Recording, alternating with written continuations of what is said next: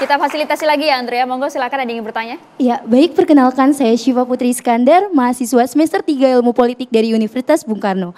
Saya ingin bertanya kepada Bapak Menteri Agama, Bapak Kiai Haji Nasaruddin Umar tentang maraknya pergaulan bebas yang ada di Indonesia.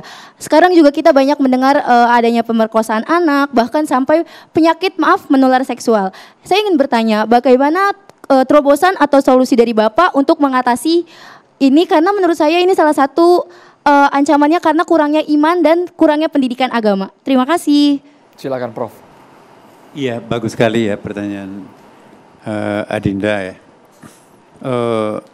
Persoalan itu sangat kompleks ya. Saya kira tidak bisa diselesaikan hanya oleh Kementerian Agama, tapi itu mesti harus diselesaikan semua pihak lah ya. Karena ini menyangkut masalah akibat ya, ini bukan masalah sebab. Nah, saya ingin juga mengingatkan bahwa Kementerian Agama itu sebaiknya tidak identik dengan kementerian di sektor hilir ya.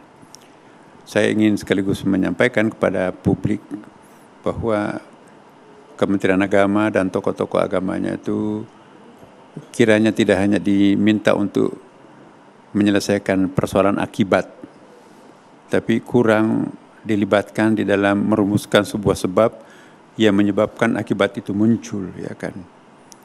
Maka itu saya kemarin juga akrab dengan Bappenas Kementerian Keuangan. Ya, kenapa? Karena selama ini kan agama dan tokoh-tokohnya, tokoh-tokoh agama itu hanya diminta untuk menyelesaikan akibat. Ya, maka itu yang sering mengundang mereka itu adalah Kementerian Sosial untuk menyelesaikan akibat, tapi kurang atau mungkin nggak pernah dilibatkan di dalam merumuskan suatu sistem yang menyebabkan akibat itu muncul. Misalnya jarang kita mendengarkan dulu datang ke Bappenas ya, itu kan di sektor hulu tuh ya. Nah, insya Allah pada kesempatan kali ini nanti kita harus proaktif ya, bahwa agama dan tokoh-tokohnya itu tidak hanya berbicara di sektor hilir, tapi juga mampu memberikan kontribusi di sektor hulu. Karena banyak sekali sekarang ini persoalan akibat yang kita tidak tahu sebabnya siapa dan dari mana. Maka itu kalau kita tahu sumbernya dari hulunya seperti apa, maka itu penyelesaian itu bisa lebih konstruktif ya. Kemudian juga Kementerian Agama ini, saya ingat apa yang disampaikan oleh Profesor Hamka almarhum. Kementerian Agama itu beda dengan kementerian lain. Kementerian Agama itu seperti layar putih ya. Jadi setetes noda itu pasti akan kelihatan norak ya.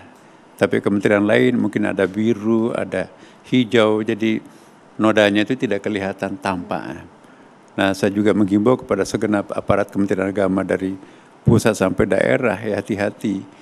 Warning dari Pak Profesor Hamka ini, kita itu gampang sekali untuk kelihatan oleh publik ya. Nah, sekaligus saya ingin menyampaikan terima kasih ke Pak Prabowo ya. Karena bagi saya ada sesuatu yang sangat menarik di Hambalang dan juga di Jogja kemarin. Yaitu penulis-penulis buku yang the bestseller itu dihadirkan ke lokasi. Buku-bukunya hanya kita sering lihat di toko-toko buku the bestseller, tapi orangnya datang ke kita baik di Hambalang maupun di Magelang kemarin. Jadi sering saya dengarkan ceramah, tapi itu sampai 2 buku saya itu penuh, mulai dari Hambalang sampai saya suka membaca buku-buku yang menyuguhkan data-data kuantitatif statistik itu kan, dan saya kira itu sangat besar manfaatnya buat saya pribadi dalam mengembang amanah yang besar ini, karena teori-teorinya juga sangat padat di Hambalang di sana, ditambah lagi dengan praktek-prakteknya itu ya.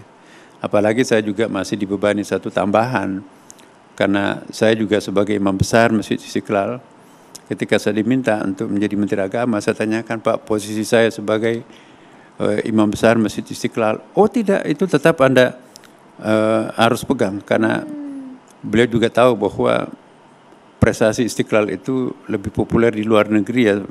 Misalnya kerjasama internasional Istiqlal misalnya oleh United Nations itu, kami diundang kemarin ya, bulan kemarin, diberi tugas ya, bahwa Istiqlal itu harus menjadi apa ya istilahnya itu, ambassador duta besar masjid ya. Kami diminta terlibat di Amerika Latin, kemudian di Afrika, untuk mensyiarkan bagaimana mengelola masjid yang baik dan benar. Kami mendapatkan International Award, itu ada 3 award internasional yang diraih oleh Masjid Istiqlal, ya, termasuk The Green Building, yang biasanya kan gedung pencakar langit yang dapat penghargaan, tapi ini baru pertama kali ini rumah ibadah dapat, yaitu Masjid Istiqlal yang paling bersih, yang paling efektif, efisien. Nah, ini juga pekerjaan berat buat kami, tetapi bisa sinergi karena antara Kementerian Agama dan Masjid Istiqlal ini bisa kita lakukan bareng-bareng, dan itu juga kita contohkan kemarin dengan adanya paus yang berkunjung di Istiqlal, itu juga menjadi international viral yang sangat mengesankan. Toleransinya begitu terasa ya Pak Menteri. Toleransi, dan ini mudah-mudahan menjadi awal yang baik untuk menjual Indonesia di kancah internasional, bahwa kita boleh beragam, kita boleh berbineka, tetapi tetap tunggal ika. Tepuk tangannya luar biasa sekali, kita berikan tepuk tangan dulu buat para menteri di Kabinet Merah Putih. Sekali lagi terima kasih banyak kepada Prof. Nazar, kemudian Pak Maman dan juga Pak Abdul Muti. Kita tunggu terobosannya sehingga ada dampak nyata ke masyarakat yang betul-betul dirasakan oleh kita semua sebagai bangsa Indonesia. Dan selamat kemudian bekerja untuk negeri dan juga langsung gaspol ini nampaknya. Terima kasih. Terima kasih. Selamat Ginting. Terima kasih Pak Sastro. Saya Maria Segaf. Dan saya Andromeda Merkuri. Selamat malam. Sampai jumpa. Terima kasih banyak.